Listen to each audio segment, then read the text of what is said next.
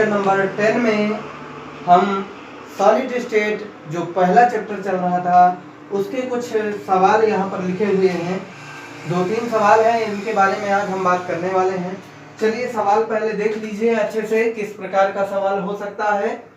पहला प्रश्न है, ए और बी परमाणुओं की फलक केंद्रित घनीय व्यवस्था में ए परमाणु इकाई के कोनों पर उपस्थित है तथा बी फलकों के केंद्र पर उपस्थित है। यदि ए के 2 परमाणु कोनों पर से हट जाए तो यौगिक का सूत्र क्या होगा? यौगिक का सूत्र पूछा है। तो दूसरा प्रश्न देख लीजिए, घन से निर्मित एक इकाई सेल जिसमें ऋण आयन बी प्रत्येक कोने पर है तथा धन आयन इकाई सेल के एकांतर फलक के केंद्रों पर है, तो यौगिक का सूत्र लिखिए। इस प्रकार से प्रश्न है और ये प्रश्न काफी सिंपल है अभी, फिर आगे कठिन आएंगे। लेकिन अभी आपको प्रश्न जैसे ही आप पढ़ते हैं तो आपको बिल्कुल भी समझ में नहीं आता है, आपको ऐसा लगता है कि हमको आ ही नहीं रहा है, ये सवाल तो हमको बनेंगे ही नहीं, हमसे कैसे बन सकते हैं। लेकिन आपसे ही बनेंगे, हमसे चाहे ना बने पर आपसे बनने वाले हैं। चलिए हम सिखा रहे हैं, आपसे बनेगा। हम भूल सकते हैं, आपको नहीं भूलना है। चलिए देखिए बेटा, पहला प्रश्न है, हमको गौर से पढ़ना है तभी हमारा आंसर आने वाला है। हम आंसर पहले वाले का दे रहे हैं, क्रम से देंगे, बता रहे हैं। ए और बी परमाणुओं की फलक केंद्रित घनीय व्यवस्था।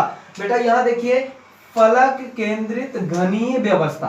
फलक केंद्रित का मतलब होता है FCC, घनीय क्यूबिक, आपकी ये face centred cubic unit cell की बात कर रहा है। फलक केंद्रित घन, हमें इकाई कोशिका को पहचानना है।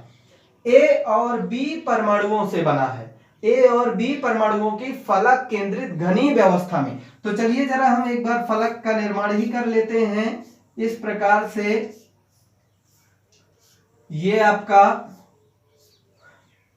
फलक केंद्रित तब होगा बेटा जब 8 परमाणु कोनों पर होंगे, क्योंकि यहां पर 8 परमाणु कोनों पर रहते हैं, और यानी कोनों पर परमाणु होते हैं और साथ में FCC फलक केंद्रित में 6 फलकें होती हैं किसी भी क्यूब में। तो सभी केंद्रों पर, यानी फलक के जो केंद्र होते हैं, इस फलक का केंद्र यहां पर है, ऊपर के फलक का केंद्र यहां पर है।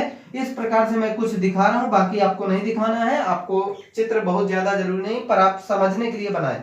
देखिए, ए और बी परमाणुओं की फलक केंद्रित व्यवस्था हो गई। ये फलक केंद्रित है कि जिसके परमाणु फलक पर भी हैं और कोनों पर भी। व्यवस्था में ए परमाणु इकाई के कोनों पर उपस्थित है। ए परमाणु कहां पर है? कोनों पर उपस्थित है। यहां पर ए परमाणु है, ए परमाणु कोण पर है, कोनों पर उपस्थित है तथा बी फलकों के केंद्र पर है। अब हम कोई फलक बना दे, नीचे वाले फलक का बेटा यहां पर हम बना दे रहे हैं, ये नीचे वाले फलक का, और ये बी परमाणु है, फलक के केंद्र पर उपस्थित है। फलक के केंद्र पर, किसी भी फलक के सेंटर पर, जैसे ये आपका बोर्ड है तो इसके केंद्र पर बीचों बीच। तो बी परमाणु की व्यवस्था पता चल गई। ए परमाणु कौन से हैं? हमें ए परमाणु कोनों पर रखे हैं, बी परमाणु सभी फलकों पर है, यहां ऐसा बोला जा रहा है। बी फलकों के केंद्र पर उपस्थित है। उसने कहा है बी फलक के केंद्रों पर उपस्थित है। कितने उपस्थित हैं ये नहीं बोला है, इसका मतलब पूरे के पूरे प्रेजेंट है। तो 6 फलकों पर होते हैं। चलिए आगे बात करें। यदि ए के 2 परमाणु कोनों पर से हट जाएं, यहां पर वैसे तो 8 कोने होते हैं, लेकिन 2 परमाणु हट गए हैं, यानी कि 2 परमाणु अब नहीं रहे। तो नहीं रहे का मतलब है कोने तो हैं, कोने तो हैं, यानी जालक बिंदु, लैटिस पॉइंट तो मौजूद है। क्योंकि लैटिस पॉइंट होता है ये, जहां पर कोने होते हैं वो लैटिस पॉइंट है, जहां पर कोई परमाणु उपस्थित हो सकता है, वो लैटिस पॉइंट जालक बिंदु कहलाता है। चलिए, लेकिन 2 पॉइंट पर यहां पर कम है, हट गया है, यानी सिर्फ 6 कोनों पर उपस्थित है। ए परमाणु केवल 6 कोनों पर है, 8 कोनों पर नहीं है। 2 पॉइंट जो लैटिस पॉइंट है वो खाली है। चलिए, और 6 फलक पर है। ये बात आपको समझ में आई। यौगिक का सूत्र ज्ञात कीजिए। चलिए हम पहले ए परमाणु बता लें। ए परमाणु की संख्या अगर ज्ञात कर लें, ए परमाणुओं की संख्या पता चल जाए और बी की संख्या पता चल जाए तो आपको पता चल जाएगा। ए परमाणु की संख्या बराबर 6 कोनों पर है बेटा, 6 कोनों पर है, केवल 6 कोनों पर। 6 कोनों पर का वैल्यू हो गई बेटा 6 इंटू कोनों पर का मान होता है 1/8। इस हिसाब से ये 6 कम 6 और बटे 8, 2 तेज 6, 2 चौको 8, ये आया 3/4। ए परमाणुओं की संख्या 3/4 आई है। बी परमाणुओं की संख्या ज्ञात कर लें। बी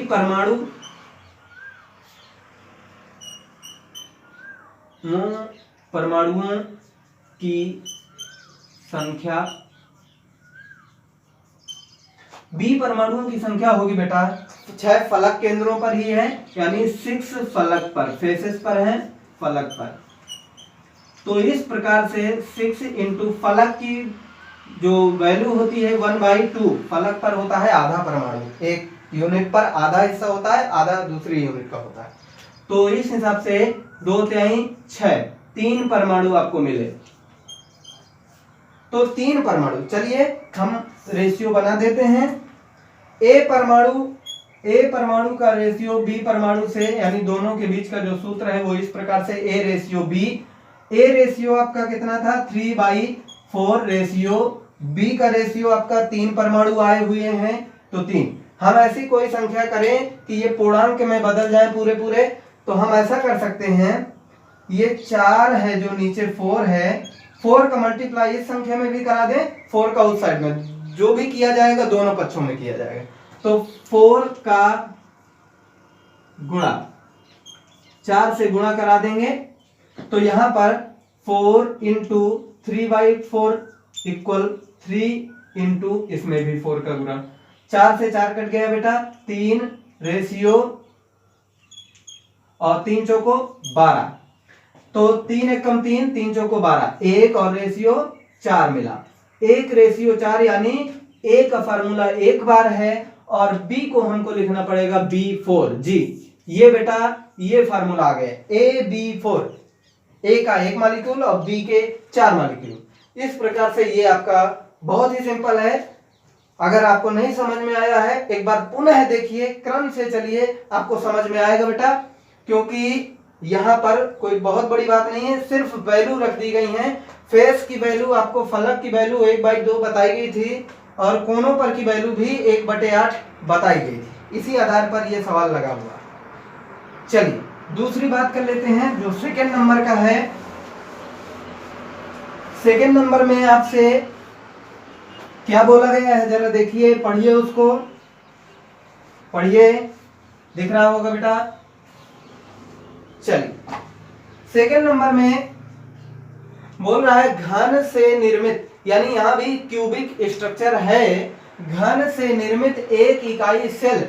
अभी इसमें कहीं पर भी ये नहीं बताया कि किस प्रकार की इकाई सेल है, लेकिन हमारी कोई भी इकाई सेल होगी वो इस टाइप की ही होगी, BCC होगी, FCC होगी या SCC होगी। लेकिन अभी इतना तो सब में रहता है। चलिए कोनों पर परमाणु तो होते होते हैं, अब कम होते हैं कि ज्यादा होते हैं, हट गए हैं कि नहीं हटे, ये एक अलग बात। कौन सी संरचना है ये आगे पता चलेगा।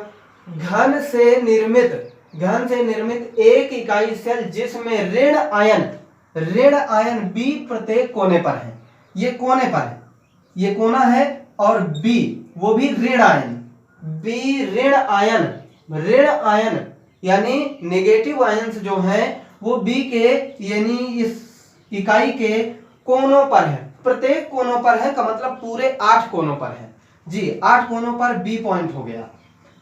तथा धन आयन इकाई सेल के एकांतर फलकों पर है, ये इकाई सेल के एकांतर फलकों पर है। एकांतर फलक का मतलब होता है एक फलक को छोड़ करके दूसरे फलक में, फिर छोड़ करके फिर फलक में, यानी कि टोटल हमारी कितनी फलक होती है बेटा 6। एक फलक यहां पर हो गया, ये कौन सा परमाणु है, इसमें बोला है क्या, B प्रत्येक कोने पर है तथा धन आयन इकाई सेल के एकांतर पर है। धन इकाई है, यहां पर धन आयन है, यहाँ पर बी परमाणु इसको बोला है, और यहाँ पर धन आयन जो है फलकों के केंद्र पर है, लेकिन यहाँ पर ए बी नाम ने लिया है, इसको अगर बी माना है तो हम इसको ए मान लेते हैं, जो कि धन आयन है और फलकों पर है, वो भी एकांतर फलक पर। एकांतर फलक का मतलब होता है बेटा एकांतर क्रम में, यानी टोटल 6 फलक है, एक के बाद दूसरे में गायब, तीसरे में फिर, चौथे में गायब, फिर। तो इस प्रकार से इस तरह हम कर सकते हैं, एक छोड़ करके दूसरे में, इसमें है तो इसको छोड़ के पीछे वाले में, और इसमें नहीं है तो सामने वाले में है, और इस प्रकार से 3 होंगे। 6 टोटल फलक होती हैं, उसमें से 3 में है। चलिए क्या बोलता है आगे, फलक के केंद्रों पर है तो यौगिक का सूत्र लिखिए। चलिए आइए, यौगिक का सूत्र, यौगिक का सूत्र, तो हमें परमाणुओं की संख्या निकालनी पड़ेगी। ए परमाणु और बी परमाणु ज्ञात कर लेते हैं। ए यानी धन आयन की संख्या, धन आयन की संख्या फलक के केंद्र पर है बेटा, हम लिखेंगे 3 फलक पर है ना, 6 टोटल थे, उसमें से एकांतर क्रम में है, टोटल 3 फलक हुए, तो 3 फलक पर, फलक पर फेस की वैल्यू बेटा होती है 1/2, इस हिसाब से ये आया आपका 3/2 आया। और बी परमाणुओं की संख्या इधर ज्ञात कर लें, बी माइनस यानी ऋण आयन की है परमाणुओं की संख्या,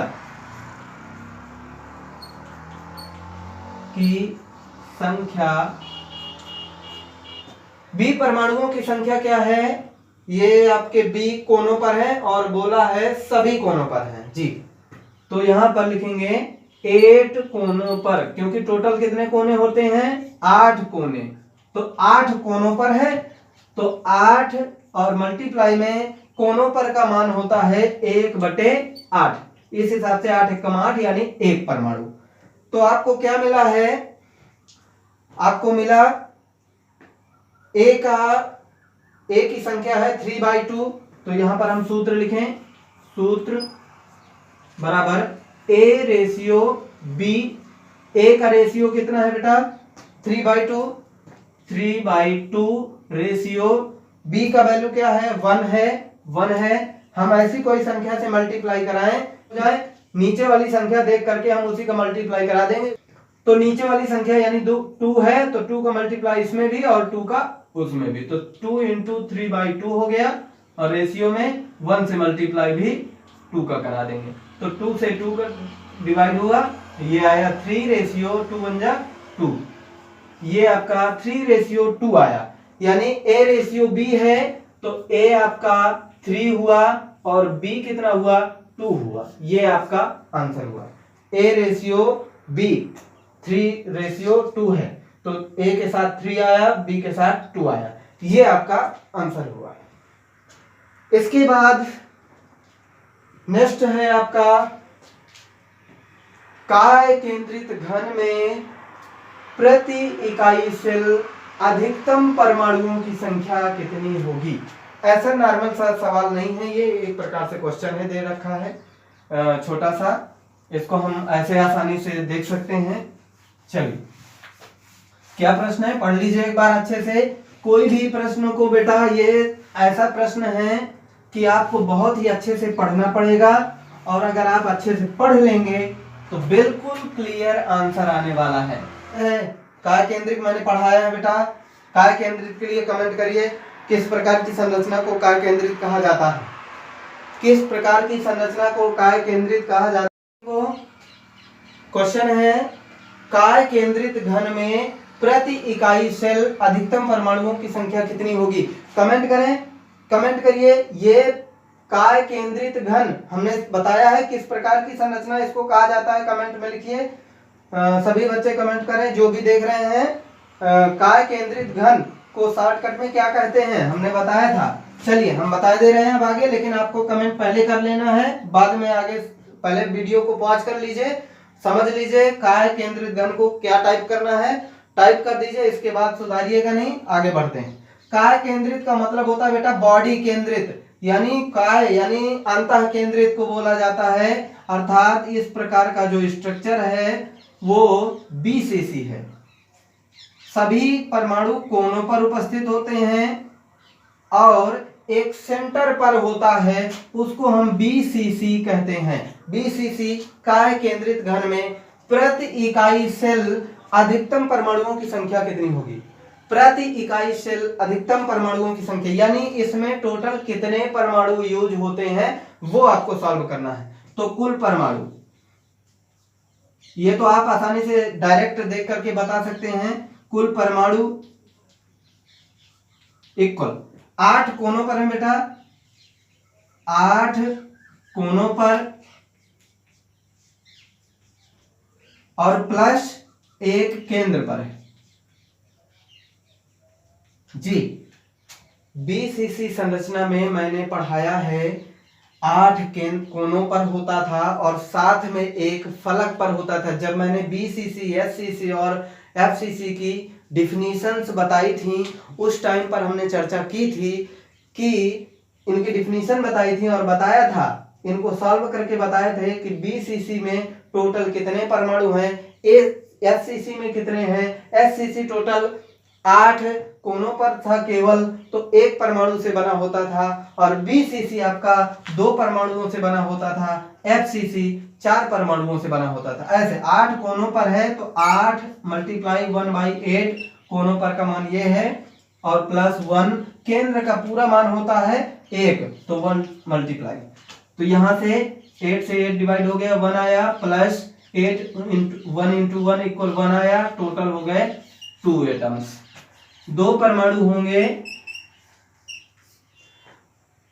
2 परमाणु हैं। इस प्रकार से ये भी क्वेश्चन आपका बहुत ही सिंपल था। तो ये आपके सभी देखिए आपने कैसे सॉल्व करना है, इन प्रश्नों को अच्छे से पढ़िएगा, इससे माइंड आपका बढ़ेगा कि किस प्रकार का ये चैप्टर है और किस प्रकार हमने कितना पढ़ा और हमसे कितना बन पा रहा है।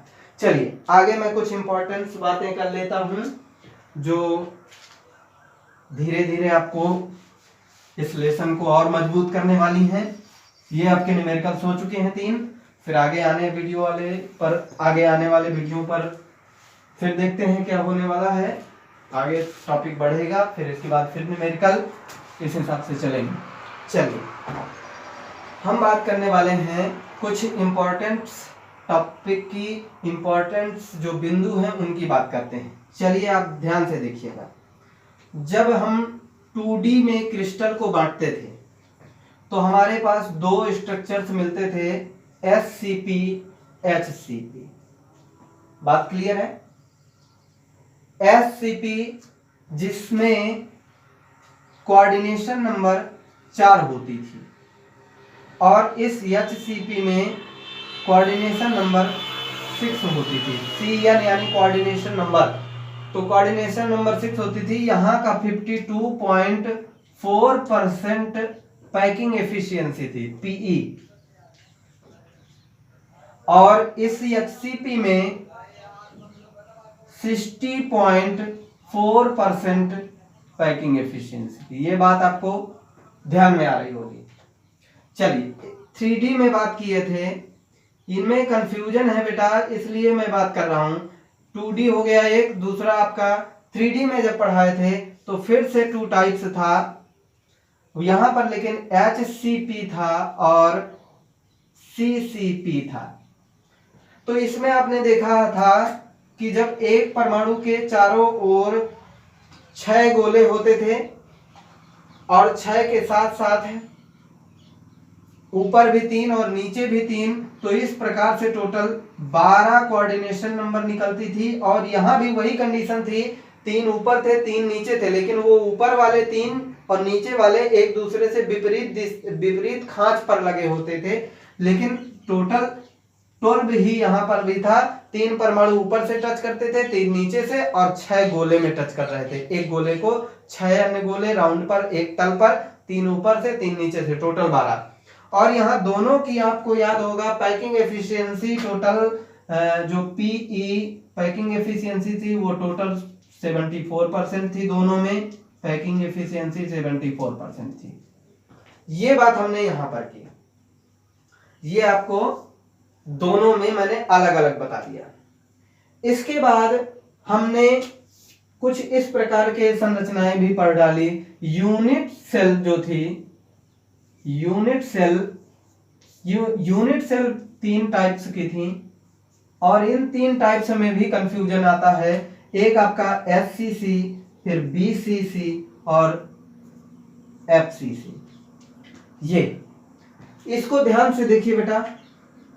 SCC जो पैकिंग एफिशिएंसी थी हमने बताया था 52% थी पैकिंग एफिशिएंसी। कोऑर्डिनेशन नंबर इसकी मैंने नहीं बताई थी, वो मैं बताने जा रहा हूं।